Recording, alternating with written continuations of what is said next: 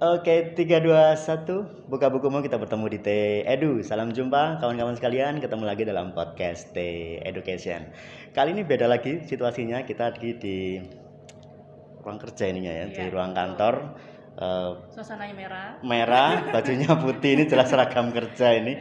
Teman-teman sekalian, kali ini saya bersama dengan Bu Dr. Rusmilawati Windari, karena kemarin sudah mencoba dengan Pak Aris Hardinanto, rekan satu kantor juga di Fakultas Hukum Trunojoyo Madura, dan ternyata sangat nyaman ketika diskusi dengan ada partnernya, karena saya nggak terlalu banyak mengeluarkan energi dan tenaga.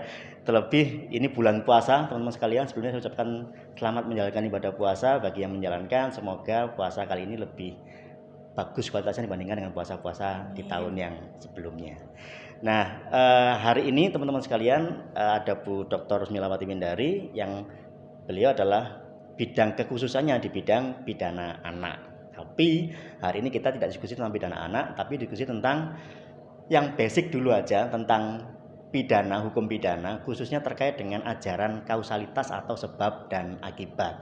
Nah, ini penting untuk kita bahas bersama, karena baik mahasiswa Fakultas Hukum ataupun mahasiswa apapun yang bukan Fakultas Hukum pasti akan pernah mendengar dengan namanya kausalitas sebab akibat. Hubungannya apa sih antara perbuatan dengan akibat perbuatan dan lain sebagainya. Terus fungsinya untuk apa teori kausalitas itu nanti akan dibahas oleh Bu Wiwin. Tapi sebelumnya saya ucapkan terima kasih terlebih dahulu karena telah menyaksikan video ini, telah mensubscribe video ini. Tapi bagi yang belum mensubscribe dan hari ini sedang menyaksikan video ini, kami mohon agar berkenan meluangkan sedikit waktu untuk mensubscribe supaya kita bisa berjumpa lagi dalam teori dalam beberapa sesi berikutnya untuk membahas tentang banyak hal. Oke, Bu Rusmilawati Windari. Ini kan tentang kausalitas ya, tentang sebab dan akibat. Sebetulnya apa sih fungsi utama dari mahasiswa Fakultas Hukum mempelajari tentang teori sebab akibat dalam belajar tentang hukum pidana? Apakah itu pengaruhnya terhadap pembuktian, apakah pengaruhnya terhadap unsur tindak pidana atau apa? Nah, itu kira-kira seperti apa? Mohon diberikan pencerahan buat kawan-kawan sekalian. Oke, terima kasih. Assalamualaikum warahmatullahi wabarakatuh. Selamat pagi. Terima kasih Pak Tolib yang sudah mengundang saya pada kesempatan kali ini. Oke, topiknya menarik sekali nih Pak Tolib ya, karena kalau kita bicara tentang causalated fractal lah ya, itu jarang sekali dibahas. Bahkan kalau kita lihat di buku-buku tuh paling pembahasannya 1, 2, 3 lembar saja. Padahal posisinya sangat menentukan dalam hukum pidana itu sendiri. Bahkan kalau kita tanya pada mahasiswa-mahasiswa kita jarang mereka tahu ya apa sih causalated verbannya dari sebuah case. Kalau ditanyakan terkait dengan fungsinya apa, dalam hukum pidana itu kan ada jenis-jenis tindak pidana ya, ada tindak pidana material, kemudian ada tindak pidana formil. Khusus untuk tindak pidana formil bisa jadi untuk kausalitas ini atau kausalitas ini fungsinya tidak terlalu berpengaruh karena sifatnya aksidental ya. Tapi kalau dalam tindak pidana material itu sangat berpengaruh, karena dalam tindak pidana material itu kan yang dilarang itu akibatnya. Jadi untuk membuktikan bahwa sudah terjadi akibat, bahwa perbuatan yang dilakukan sudah menimbulkan akibat yang dilarang oleh aturan. Bahkan kalau tidak jelas hubungannya, maka paling tidak kalau tidak muncul akibat ya paling pol percobaan gitu ya. Jadi posisinya menjadi esensial sekali untuk tindak pidana material. Nah, fungsinya apa? Fungsinya dari kita harus mempelajari kausalitas ya tentu saja dia sebagai filter, sebenarnya filtering, penyaring, dia strain ya. Menyaring dari berbagai perbuatan yang terjadi sebelum timbulnya akibat itu, manakah perbuatan itu yang relevan dengan akibat itu. Karena dalam satu peristiwa pidana tidak kemudian hanya satu perbuatan tunggal saja, pasti ada serangkaian perbuatan-perbuatan lainnya sebelumnya, dan kita akan menentukan mana sih yang sebenarnya memang relevan dengan terjadinya akibat. Dan itu akan berpengaruh dalam aparat penegak hukum untuk menemukan kebenaran material dari perkara. Bahkan untuk beberapa pakar mengatakan bahwa selain itu juga ada pengaruhnya dengan pertanggungjawaban pidana dalam konteks untuk menentukan secara subjektif apakah yang bersangkutan itu memang betul bertanggung jawab pada akibat yang ditimbulkan dari perbuatan tersebut gitu ya. Jadi memang fungsinya kausalitas ini sangat urgent sekali. Terlebih ketika jenis tindak pidananya adalah tindak pidana material, di mana akibat dari perbuatan itu yang dilarang atau yang diancamkan sebagai perbuatan pidana dalam Betul. undang-undang tersebut. Kalau formil mungkin tidak terlalu Bu ya, tapi apa misalnya perbuatan mencuri. Nah, mencuri ini kan yang dilarang mengambilnya, beda dengan membunuh. Membunuh kan yang dilarang adalah hilangnya Akibatnya. hilangnya nyawa orang lain baru dapat terpenuhi suatu perbuatan pidana. Tapi apakah hilangnya nyawa itu benar-benar disebabkan oleh perbuatan pelaku atau tidak? Nah, itu yang akan dijelaskan dalam teori kausalitas gitu ya. Karena ada beberapa case yang cukup fenomenal di Indonesia yang memang mensyaratkan aparat penegak hukum itu untuk mengetahui betul tentang kausalitas itu. Misalnya kita tahu dalam konteks kasusnya Munir, ya, di mana ada beberapa serangkaian perbuatan yang kalau dengan kepala dalam akal manusia biasa gitu ya, mana ada misalnya hanya memberikan minuman itu bisa menimbulkan kematian seseorang gitu kan. Kemudian juga dalam kasus Mirna Jessica ya kopi sianida itu juga membutuhkan ilmu-ilmu terkait dengan teori tentang kausalitas untuk bisa sampai menunjukkan bahwa oh ya yang A dia melakukan B gitu kan gitu, atau menimbulkan perbuatan yang didakwakan terhadap dirinya gitu. Siap. Nah, sekarang terkait dengan bentuk-bentuknya. Kalau mahasiswa fakultas hukum masih tahu ini, ada berbagai macam bentuk ajaran atau teori kausalitas. Nah, bagi yang tidak belajar ilmu hukum, tentunya juga nggak tahu apa sih yang saya tahu hanya sebab ini mengakibatkan sesuatu. Nah, dalam singkatnya Bu Rusmilawati Windari, dalam kajian ilmu hukum pidana itu ada berapa sih teori-teori tentang kausalitas itu?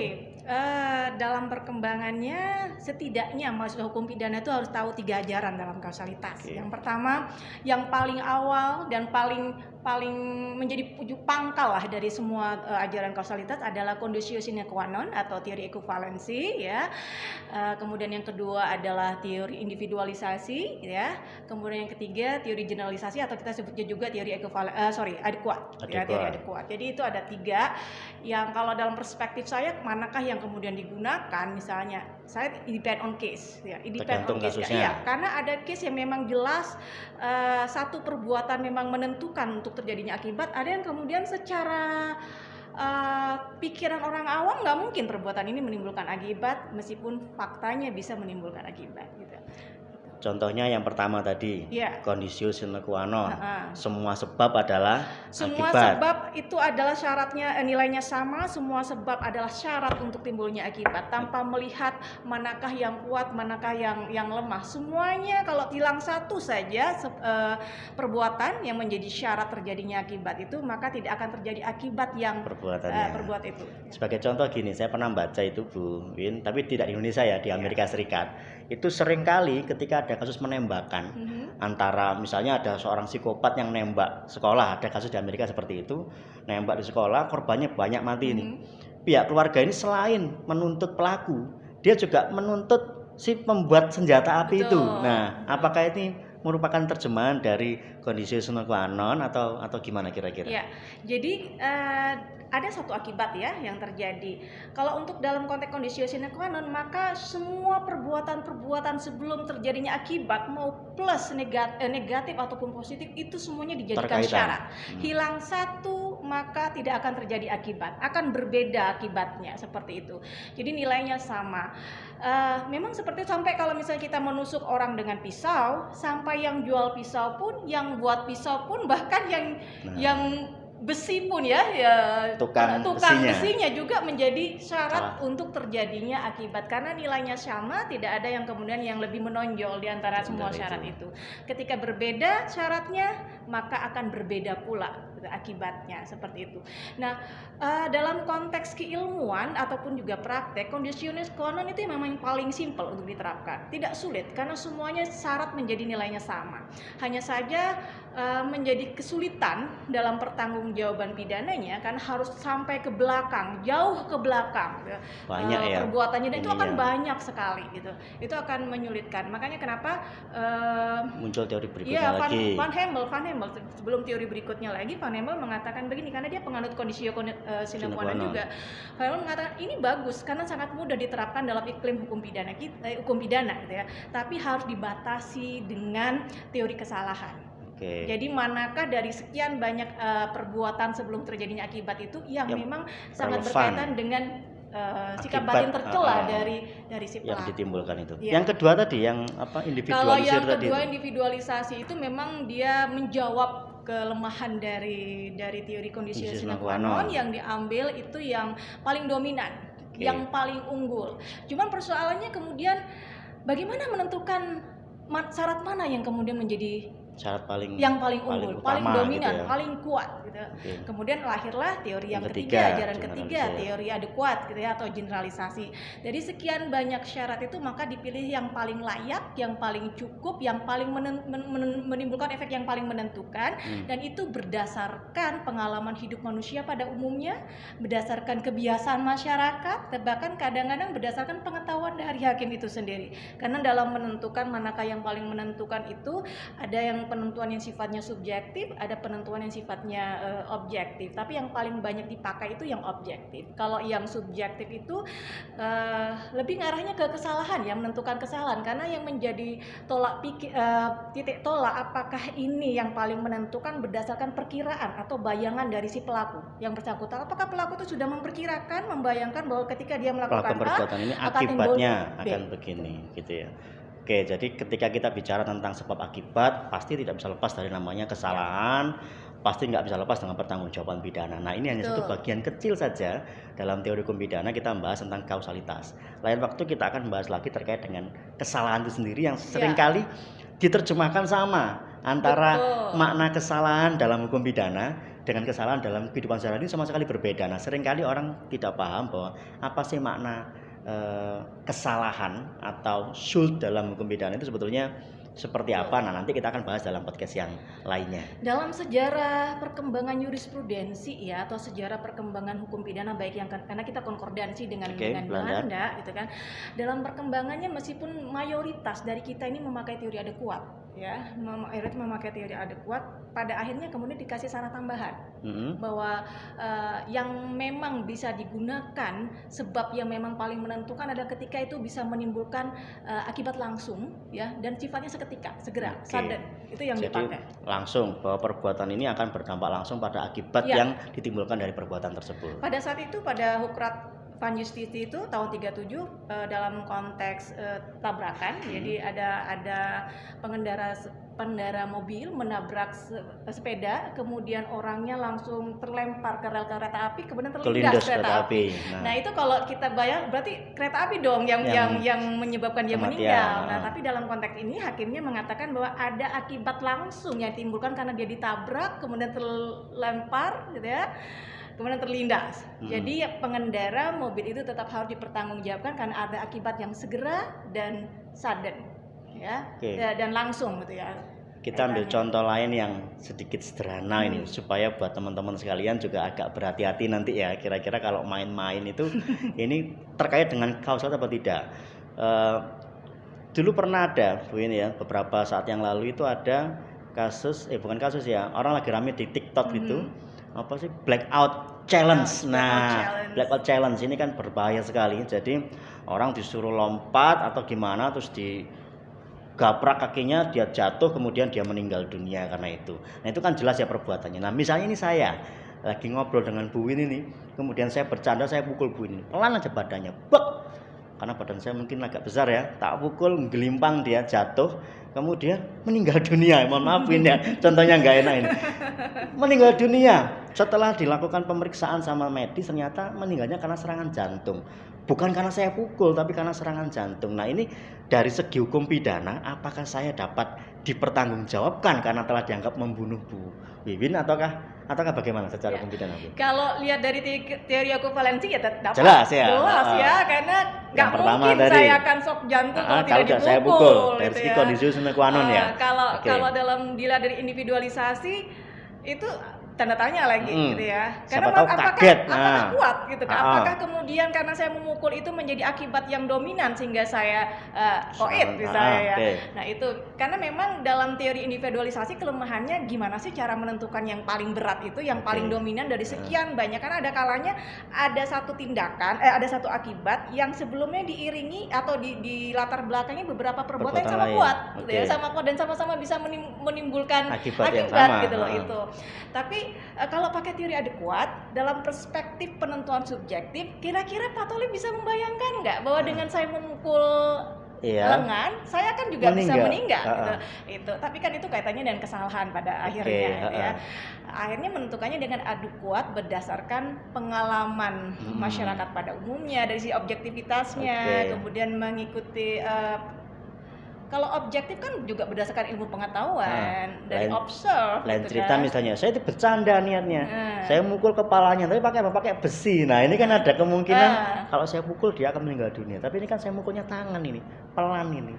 Secara orang awam memukul tangan paling memar gitu ya. Itu juga yang pernah dicontohkan oleh kalau tidak salah Pompi apa terus saya lupa ya. Jadi dia menyontohkan bukan meninju Pak Tolib, tapi ada nggak orang ketika dipukul tangannya atau jarinya, tiba-tiba kemudian dia buta. There is no relevant connection di situ ya. Kalau orang dipukul tangannya paling memar patah, nggak sampai menimbulkan kebutaan atau gitu loh. Berat ya, nah, otomatis kalau kita pakai teori adekuan, kita butuh pandangan atau kebiasaan secara ilmiah juga, kemudian pandangan masyarakat umum juga. Apakah dengan cara ini, dengan sebab ini bisa menimbulkan akibat yang ditimbulkan. Dan harus logis ya, logis. Ya kadang kondisi tertentu kan orang tidak tahu ya, kadang ada alergi tertentu yang kita tidak tahu.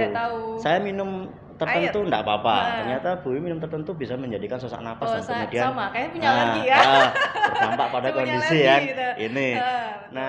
Ketika saya tahu bahwa alerginya adalah itu dan saya memberikan itu, saya berikan, ada kesengajaan di situ untuk mengakibatkan kondisi yang fatal. Tapi kalau kondisinya saya tidak tahu, ada hubungan kausalitas di situ secara subjektif. Secara kausalitas ya. Tapi kalau saya nggak tahu dan saya benar-benar tidak punya niat jahat untuk itu, kemudian ternyata Bu Win ini, mohon maaf ya, luka berat karena alergi yang diderita dan saya tidak tahu itu. Nah kira-kira apakah saya tetap dapat dipertanggungjawabkan karena itu Bu? Tidak ada causality verbalnya, tidak ada causality verbalnya. Kalau sekedar memukul, kalau misalnya harus dipertanggungjawabkan memukulnya, penganiayaannya, tapi untuk timbulnya akibat saya kira itu tidak ada relevansinya. Karena yang dipilih itu adalah yang relevant connection dengan akibatnya.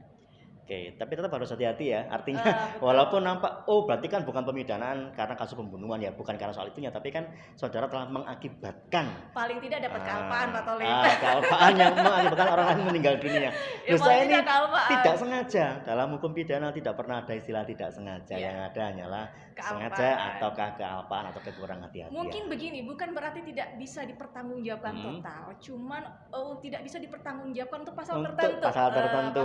Tapi untuk yang lainnya, saudara tetap dapat dipertanggungjawabkan. Jadi hati-hati untuk yang suka TikTok, yang nyoba challenge ya, aneh-aneh itu ya. Jadi kita juga memberikan edukasi di sini ya untuk tidak mengikuti hal-hal yang itu tidak bermanfaat, kemudian itu berbahaya juga, berpotensi menimbulkan bahaya bagi kita maupun orang lain, sehingga kalau bisa itu dihindari ya sebisa mungkin dihindari.